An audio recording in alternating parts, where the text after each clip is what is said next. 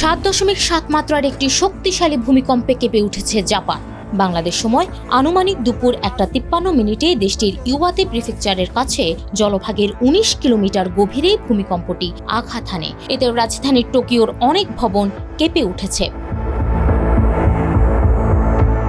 Japan আবহাওয়া সংস্থা জানিয়েছে, ইওয়াতে প্রিফেকচারের মিয়াকো বন্দরে প্রাথমিকভাবে 16 ইঞ্চি উঁচু একটি ঢেউ রেকর্ড করা হয়েছে। হোক্কাইডো প্রিফেকচার, আওমোরি প্রিফেকচার এবং ইওয়াতে প্রিফেকচারের বেশ কিছু জায়গায় সর্বোচ্চ 3 মিটার বা 10 ফুট উচ্চতার সুনামি আঘাত হানতে পারে। উপকূলীয় অঞ্চল এবং নদী তীরবর্তী এলাকার বাসিন্দাদের অবিলম্বে নিরাপদ ও উঁচু স্থানে সরে যেতে বলা হয়েছে।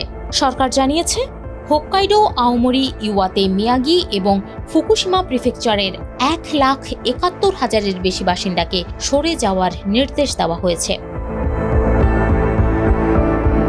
জাপানের মন্ত্রিসভার সচিব জানিয়েছেন, ভূমিকম্পের কারণে প্রায় 100টি পরিবার বিদ্যুৎহীন অবস্থায় রয়েছে এবং কিছু বুলেট ট্রেন পরিষেবা বর্তমানে স্থগিত রাখা হয়েছে।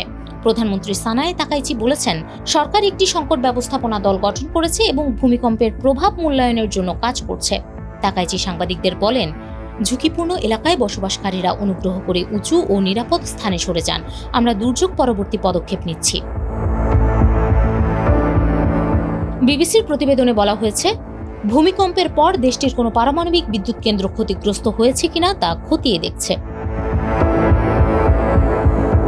জাপান বিশ্বের অন্যতম ভূমিকম্প প্রবণ দেশ, যা প্রশান্ত মহাসাগরীয় রিং অফ ফায়ারের উপর অবস্থিত, যেখানে বেশ কয়েকটি টেকটনিক প্লেট মিলিত হয়েছে। দেশটিতে প্রতি বছর প্রায় 1,500 ভূমিকম্প হয়। পরিসংখ্যান অনুযায়ী জাপানে প্রায় প্রতি 16 মাসে একবার 7 বা তার বেশি মাত্রার ভূমিকম্প হয়। জাপান আবহাওয়া সংস্থার মতে, বিশ্বব্যাপী সংঘটিত 6 বা তার বেশি মাত্রার মোট ভূমিকম্পের 10%-এরও বেশি জাপানে হয়। জাপানে আধুনিক যুগের সবচেয়ে প্রাণঘাতী ভূমিকম্পটি ছিল 2011 সালের 9 মাত্রার তোহোকু ভূমিকম্প। সেই ভূমিকম্পে সৃষ্ট সুনামিতে প্রায় 18,500-এর বেশি মানুষের প্রাণহানি ঘটেছিল।